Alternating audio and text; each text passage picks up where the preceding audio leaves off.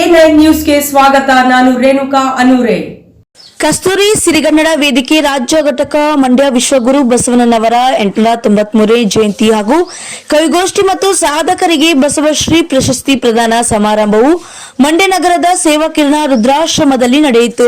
ಈ ಕಾರ್ಯಕ್ರಮವನ್ನು ಕಾಂಗ್ರೆಸ್ ಮುಖಂಡ ಹಿರಿಯ ವಕೀಲ ಎಂ ಗುರುಪ್ರಸಾದ್ ಅವರು ಜಗಜ್ಯೋತಿ ಬಸವಣ್ಣನವರ ಭಾವಚಿತ್ರಕ್ಕೆ ಪುಷ್ಪ ನಮನವನ್ನ ಸಲ್ಲಿಸಿ ಉದ್ಘಾಟಿಸಿದರು.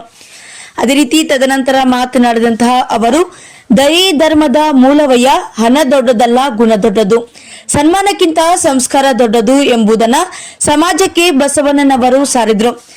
ಸಮಾಜ ನಿರ್ಮಾಣಕ್ಕೆ ಜಾಗೃತಿಯನ್ನ ಮೂಡಿಸುವ ಕೆಲಸವಾಗಬೇಕಾಗಿದೆ. ಮಹಿಳೆಯರು ಸಮಾಜದಲ್ಲಿ ಮುಂದೆ ಬರುವ ಸಲುವಾಗಿ ಅನುಭವ ಮಂಟಪದಲ್ಲಿ ಅವಕಾಶವನ್ನ ಮಾಡಿ ಅವರಿಗೆ ಸ್ವಾತಂತ್ರ್ಯ ತಂದುಕೊಟ್ಟಿದ್ದು ಬಸವಣ್ಣನವರು. 12ನೇ ಶತಮಾನದಲ್ಲಿ ಸಂಸತ್ತು ಮಾಡಿದ ಕೀರ್ತಿ ಕೂಡ ಅವರಿಗೆ ಸಲ್ಲುತ್ತದೆ ಎಂದು ಬಸವಣ್ಣನವರ ಜೀವನ ಹಾಗೂ ವಚನವನ್ನ ಪ್ರತಿಯೊಬ್ಬರೂ ಅರಿತು ನಡೆಯಬೇಕು. ಬಸವಣ್ಣನವರನ್ನ ಸಾಂಸ್ಕೃತಿಕ ನಾಯಕನಾಗಿ ಸರ್ಕಾರ ಘೋಷಣೆ ಮಾಡಿದೆ. ಹೀಗೆ ಅವರ ವಚನವನ್ನ ನಾವೆಲ್ಲ ಅರಿತು ಜೀವನದಲ್ಲಿ ನಡೆಯಬೇಕು.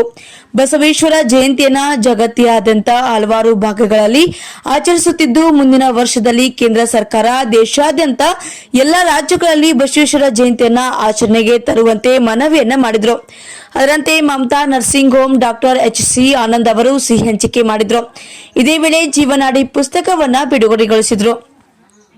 ಅದರಂತೆ ವೇದಿಕೆಯಲ್ಲಿ ಕಸ್ತೂರಿ ಸಿರಿಗನ್ನಡ ವೇದಿಕೆ ರಾಜ್ಯ ಘಟಕ ರಾಜ್ಯಾಧ್ಯಕ್ಷರು ಆದಂತಹ ಪೋತೇರಿ ಮಹಾದೇವಪ್ಪ, ಜನಪದ ಸಾಹಿತಿ KP ವೀರಪ್ಪ ಕಿಲಾರ್, ಸಮಾಜ ಸೇವಕ HE ರಮೇಶ್, ರಂಗಭೂಮಿ ಕಲಾವಿದ MR ಕುಪ್ಪಸ್ವಾಮಿ ಹಾಗೂ ಮೈಸೂರು ಜಿಲ್ಲಾಧ್ಯಕ್ಷರು ಆದಂತಹ ಮಂಜುಳಾ ರಮೇಶ್ ಬಸವರಾಜು ಉಪಸ್ಥಿತರಿದ್ದರು.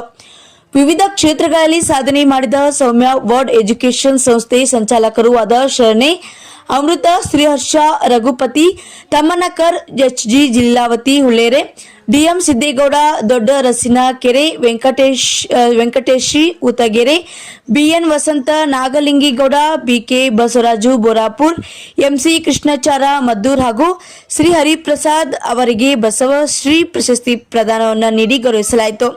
ತದನಂತರ ನಡೆದಂತಹ ಕವಿಗೋಷ್ಠಿಯಲ್ಲಿ ಜಿಲ್ಲೆಯ ಹಲವಾರು ಪ್ರಮುಖ ಕವಿಗಳು ಭಾಗವಹಿಸಿ ಕವನ ವಾಚನವನ್ನ ಮಾಡಿದ್ರು. ಶರಣಾರ್ಥಿಗಳನ್ನ ತಿಳಿಸ್ತಾ ಜಗಜ್ಯೋತಿ ಬಸವೇಶ್ವರರ ಜಯಂತಿಯ ಶುಭಾಶಯಗಳನ್ನ ತಮಗೆಲ್ಲ ತಿಳಿಸ್ತಾ ಇದ್ದೀವಿ. ಬಹಳ ವಿಶೇಷವಾಗಿ ನೀವು ಗಮನಿಸಬೇಕಾದೇನಪ್ಪ ಅಂತ ಹೇಳಿದ್ರೆ, ಜಗಜ್ಯೋತಿ ಬಸವಣ್ಣವರು ದಯವೇ ಧರ್ಮದ ಮೂಲವಯ್ಯ ಅಂತಕ್ಕಂಥ ಮಾತು ಹೇಳಿದ್ರು. ಆ ಧರ್ಮದ ಮೂಲ ಯಾವುದು? ದಯೆ ಅಂತಕ್ಕಂಥದ್ದು ಅಲ್ವಾ? ಹಾಗೆ ಧರ್ಮ ದೊಡ್ಡದಲ್ಲ, ದಯೆ ದೊಡ್ಡದು ಅಂತಕ್ಕಂಥ ಮಾತನ್ನ ಹೇಳಿದ್ರು. ನಾನು ಆ ಧರ್ಮ ಈ ಧರ್ಮ ಅಂತ ಧರ್ಮ ಮಾಡೋದಲ್ಲ, ದಯೆ ಕೈಂಡ್ನೆಸ್ ಅಂತಕ್ಕಂಥದ್ದು ದೊಡ್ಡದು ಅಂತಕ್ಕಂಥದ್ದು ಅನ್ನೋ ಮಾತನ್ನ ಹೇಳಿದ್ರು. ಹಾಗೆ ಹಣ ದೊಡ್ಡದಲ್ಲ, ಗುಣ ದೊಡ್ಡದು ಅಂತಕ್ಕಂಥ ಮಾತನ್ನು, ಹಣ 1000 ಕೋಟಿ 5,000 ಕೋಟಿ ಮಾಡಿ ದೊಡ್ಡದಲ್ಲ, ಗುಣ ದೊಡ್ಡದು ಅಂತಕ್ಕಂಥ ಮಾತನ್ನ ಹೇಳಿದ್ರು. ಹಾಗೆ ಸನ್ಮಾನ ದೊಡ್ಡದಲ್ಲ, ಸಂಸ್ಕಾರ ದೊಡ್ಡದು ಅಂತಕ್ಕಂಥ ಮಾತು. ಹಂಗಂತ ಈಗ ಸನ್ಮಾನ ಮಾಡ್ತಾ ಇದೀವಿ ಅಂತ ಅನ್ನೋದು ಅದಕ್ಕಿಂತ ದೊಡ್ಡದಲ್ಲ ಅಂತಲ್ಲ, ಅದಕ್ಕಿಂತ ಅದು ಸಂಸ್ಕಾರ ಅಂತಕ್ಕಂಥದ್ದು ದೊಡ್ಡ ಮಾತು ಅಂತಕ್ಕಂಥ ಮಾತು ಅಲ್ವಾ? ಹಾಗಾಗಿ ಜಗಜ್ಯೋತಿ ಬಸವಣ್ಣನವರ ಬಗ್ಗೆ ಈ ಜಗತ್ತಿನಲ್ಲಿ ತಿಳಿದಿದ್ದವರೇ ಇಲ್ಲ, ಎಲ್ಲ ತಿಳ್ಕೊಂಡವ್ರೆ, ಹಾಗೆ ತಿಳಿದಿದ್ದವ್ರಂಗೆ ಆಗ್ಬಿಟ್ಟವ್ರೆ. ಹಂಗಾಗಿ ಇವತ್ತೊಂದು ದಿವಸ ನಾವ್ಯಾರು ಸಮತಾ ಸಮಾಜವನ್ನು ನಿರ್ಮಾಣ ಮಾಡೋಕ್ಕಾಗ್ತಾ ಇಲ್ಲ ಈ ವಿಷಯದವ್ರೆ ಅಲ್ವಾ? ಹಂಗಾಗಿ ಎಲ್ಲ ತಿಳಿದವ್ರೆ, ಆದರೆ ತಿಳಿದಂಗೆ ಕಾರಣ ಸುಮ್ಮನಿದ್ಬಿಟ್ಟವ್ರೆ. ಅನೇಕ ಮಠ ಮನೆಗಳಾಗಿರ್ಬೋದು ಅಥವಾ ಒಂದು ಸಮುದಾಯಗಳಾಗಿರ್ಬೋದು, ಇನ್ನಿತರ ಯಾವುದೇ ವ್ಯವಸ್ಥೆಗಳಾಗ್ಬೋದು, ನಾವು ಸಮತಾ ಸಮಾಜವನ್ನು ನಿರ್ಮಾಣ ಮಾಡಬೇಕಾದ್ರೆ ಪ್ರತಿಯೊಬ್ಬರಿಗೂ ಸಹ ನಾವು ಜಾಗೃತಿಯನ್ನು ಮೂಡಿಸ್ಬೇಕು. ಅವ್ರು ಹೇಳ್ತಾರೆ ಕೆಲವು ಕಡೆ ಅವರು ದುಶ್ಚಟದಲ್ಲಿ ಆಗಿದ್ದಾರೆ ಅದು ಅಂತ, ಅದನ್ನ ಪರಿವರ್ತನೆ ಮಾಡೋದೇ ಜಗದ ನಿಯಮ ಅಂತಕ್ಕಂಥದ್ದು. ಅದನ್ನೇ ಬಸವಣ್ಣವ್ರು ಹೇಳಿದ್ದು. ಅವರು ಲೋಕದ ಡೊಂಕ ನೀನೇ ಕೆತ್ತಿದ್ದೀವಿ, ನಿನ್ನ ತನುವ ಸಂತೈಸಿಕೋ, ನಿನ್ನ ಮನವ ಸಂತೈಸಿಕೋ, ನೆರಮನೆಯ ದುಃಖ ಕೆಳುವವರ ಬೆಚ್ಚ ನಮ್ಮ ಕೂಡಲ ಸಂಗಮ ದೇವ ಅಂತ ಹೇಳಿದ್ರು ಅಲ್ವಾ? ಹಾಗಂತ ಇನ್ನೊಬ್ರು ಮನೆ ಕಟ್ಟಕ್ಕೆ ಹೋಗ್ಬೇಡ ಅಂತಲ್ಲ ಅರ್ಥ ಅಲ್ವಾ? ಅವ್ರು ಸರಿಯಿಲ್ಲ ಇವ್ರು ಸರಿಯಿಲ್ಲ ಅಂತ ಹೇಳಿ ಬಂದು ಪ್ರತಿಯೊಬ್ರು ನಾವೇ ಸರಿ ಹೋದ್ರೆ ಪಕ್ಕದವ್ರಿಗೆ ಬೆಳೆದು ತೋರಿಸು ಮಾತೇ ಕೊಡೋದಿಲ್ಲ. ಎಲ್ಲರೂ ಸರಿ ಇದ್ದೀವಲ್ಲ, ಇದೆಲ್ಲ ಎಲ್ಲರೂ ಶರಣರೇ ಅಲ್ವಾ? ಹರಿದರೆ ಶರಣ ಹೊರಗಡೆ ಮಾನವ ಅಂತ. ನಾವೆಲ್ಲ ಮಾನವರಾಗಿದ್ದೀವಿ. ಅದನ್ನ ನಾವು ಹೊರತಿದ್ರೆ ನಾವು ಶರಣರಾಗೋತೀವಿ. ಮಾನವರಿಗಿಂತ ದೊಡ್ಡ ಪದ ಅಲ್ವಾ ತಿಳ್ಕೊಂಡ್ರೆ? ಮಾನವರಿಗಿಂತ ದೊಡ್ಡ ಪದ ಶರಣ ಅಂತಕ್ಕಂಥದ್ದು. ನಾವು ಮನುಷ್ಯರ ಪ್ರಯೋಜನ, ನಾವು ಶರಣರಾಗಬೇಕು ಅಲ್ವಾ? ಏನ್ ಸಹ ನಾವು ಲಿಂಗಾಯತರು ಹೇಗೆ ಶರಣರಾಗುವುದು ಅಂದ್ರೆ, ನಾವು ಮಾನವರೆಲ್ಲ ಶರಣರೇ, ಲಿಂಗಾಯತರೇ ಶರಣರಾಗಿಲ್ಲ ಅಲ್ವಾ? ಅದಕ್ಕೆ ಅದನ್ನು ಒಲಿಸುತ್ತಿರುವನು ಒಲಿಯ ಕೊಲ್ಲುವುದು ಮಾತಿಲ್ಲ ಸಿಗೋದು ವಚನದಲ್ಲಿ ಹೇಳ್ತಾರೆ. ಯಾರು ಕೆಟ್ಟ ಕೆಲಸ ಮಾಡ್ತಾನೆ ಅವನು ಕೆಟ್ಟವನು, ಒಳ್ಳೆ ಮಾಡೋದು ಯಾವುದೇ ಜಾತಿ ಧರ್ಮ ಆಗಲಿ ನಮ್ಮವ ಇಲ್ಲ ನಮ್ಮವ ಇದೆ ಅಂತ ಏತಕ್ಕೆ ನಾವು ರೋಡಲ್ಲಿ ಯಾರು ಹೋಗ್ತಾ ಇದ್ದರೆ ಯಾರು ಪ್ರತಿ ದಿವಸ ಹೋಗಿ ಯಾರೋ ಏನೋ ಅಂದ್ಕೊಂಡು ಹೊರಟೋಗ್ತೀವಿ. ಮನುಷ್ಯತ್ವನೇ ಇರುತ್ತೆ. ಒಂದು ಉದಾಹರಣೆ ಹೇಳ್ತೀನಿ ಅದಕ್ಕೆ. ಒಂದು ಯುದ್ಧ ಭೂಮಿಗೆ ಪತ್ರಕರ್ತರು ಅಲ್ಲಿ ಏನು ನಡೆಯುತ್ತೆ ಅಂತ ಎಲ್ಲನೇ ಕ್ರೋಢೀಕರಿಸಿ ಪತ್ರಿಕೆಯಲ್ಲಿ ಹಾಕ್ಬೇಕು ಅಂತ ಒಂದು ಯುದ್ಧ ಭೂಮಿಗೆ ಹೋಗ್ತಾರೆ. ಅಲ್ಲಿ ಒಂದು ಮಗು ಹೋಗ್ತಾ ಇರ್ತದೆ, ಏನು ಮಗು ಎಲ್ಲ ನಿಸ್ಬಿಟ್ಟು ಓಡೋಗ್ತಾನೆ ಮಗು. ಆಗ ಇನ್ನೊಬ್ಬ ಮನುಷ್ಯ ಬಂದು ಓಡ್ ಬಂದು ಮಗು ಇಟ್ಕೊಳ್ತಾನೆ.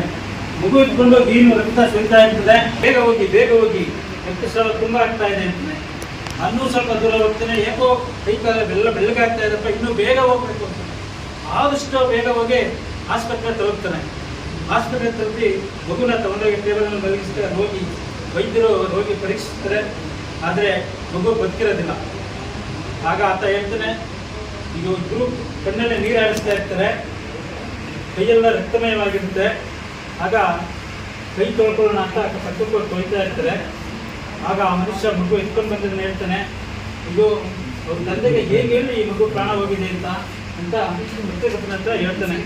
ಪತ್ರಕರ್ತ ಕೈ ತೊಳಿತಾ ಸಡನ್ ಆಗಿ ನಿಲ್ಲಿಸ್ಬಿಟ್ಟು, ಏನು ಆ ಮಗು ನಿಂತಲ್ವಾ?